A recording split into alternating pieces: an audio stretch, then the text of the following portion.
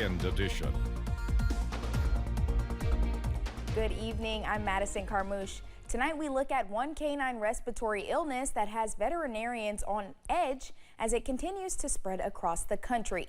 WYMT's RJ Johnson spoke with one vet on how you can keep your dog safe. Veterinarians are on high alert as a canine respiratory illness is spreading across the country. Currently, we all know about kennel cough, but this new respiratory illness is starting to present with more symptoms, more severe. They decline more quickly than your typical kennel cough patients would. So it has thrown up some red flags. Dr. William Hagens with Town & Country Animal Clinic says while some of the symptoms are similar to those of kennel cough, it can be dangerous, especially in high-trafficked areas. So what starts out as something very familiar turns into something that's very different. Any area where you're going to have dogs that assemble in one place, even hospitals, you know, we can have multiple patients in a day, and if you have something in the lobby that's coughing, we always try to isolate them, but you never know what they're there for until they show up. He says it can spread quickly.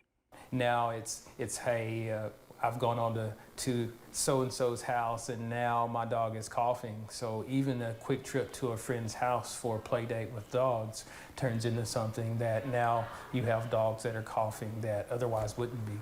Dr. Hagen says it's important to protect your dogs by staying up to date with their vaccines. If they get this other disease complex, it also benefits that they're covered under something else, so they don't get multiple diseases on top of each other. So make sure that your pet is current on vaccinations. In Hazard, RJ Johnson, WYMT Mountain News. Dr. Hagen says if your dog is showing any symptoms, you should take them to a veterinarian to get checked out. The Catholic Action Center serves the unhoused community, but they say they need help supporting their cause in a unique way. The Pet Fund goes towards ensuring a safe, warm place for the pets and those without homes to stay in during extreme weather conditions. The Catholic Action Center partners with animal control to temporarily offer boarding to pets, but Jenny Ramsey says that comes with its emotional challenges. I think a lot of folks would say pets. Why does someone experiencing homelessness need to have the additional burden of a pet? That's not a burden. That's part of their family. Officials say they still need sandwich supplies, bleach, and gas cards for the Compassionate Caravan.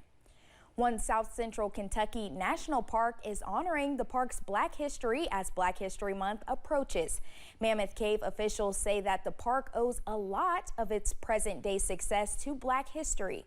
One of the more significant figures in the era was Stephen Bishop, who, although was brought to the park as an enslaved person, is responsible for most of the early exploration in the cave and drew publicity to the world wonder. He was the first person to cross what we call the bottomless pit and making his way deeper into the lower levels of the cave to discover the underground river system. As word spread through newspapers and by word of mouth, the rest of the world wanted to come to Mammoth Cave, even in the early 1800s, to see what was being talked about. All of Mammoth Cave's Black History Month plans can be found. Linked to this story on our website, WYMT.com. This weekend, people around the world are remembering the victims of the Holocaust. Today is International Holocaust Remembrance Day. The United Nations designated this day to honor the anniversary of when Allied troops liberated the Auschwitz concentration camp. It was one of many camps set up by Nazi Germany who carried out genocide against mainly Jewish people. This is a mandate that says any kind of genocide, any kind of atrocities against anyone, be it race, religion, gender, ethnic background, is wrong, and we all need to speak out. And that's what needs to be remembered, that any form of discrimination is wrong. Some Jewish activists say this day is not only to remember the hatred imposed on Jewish communities. One Eastern Kentucky family is reviving an abandoned building as a way to bring their community together in a new way. WYMT's Jack Demler has more from the Old Dottie Schoolhouse. When Liberty Campbell and her mother, Bonita Adams, first laid eyes on the abandoned Dottie schoolhouse, it was in rough condition. The floors were they rolled, like they were not level at all.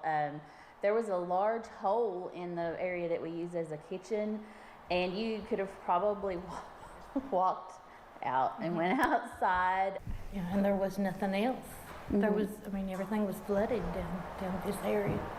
With the help of family and community members, the building was redone. They have been phenomenal. People have had fundraisers for us, and that's actually how we ended up getting the roof, which was the beginning of everything. Even though there's so much support from outside of our circle, our family circle is very tight, and we're a unit. Campbell and her mother brought an abandoned building back to life, hosting pottery classes, an idea that Adams thought of after her experience in a local artisan group. We really liked the pottery aspect of it because we remember going into the hollers and getting clay from clay banks or whatever, and we would make little horses, whatever. And while they are still working on the building, Campbell says the pottery classes couldn't wait. The need was there to just start. You can't wait till everything's just perfectly in place and ready to move on. Supporting local artists, giving people a place to spend time with each other, and giving people in the community something to do. We want to help our community in any way that we possibly can, and we have a venue to do it out of now. Yeah. And a place to call their own. You see just the community seeing this as a place that's theirs, that they have, a connection to. In Letcher County, Jack Demler, WYMT Mountain News. Campbell says she also hopes that the building can become self-sustainable in the long run. Meteorologist Shane Smith will have an update of your weather after this break.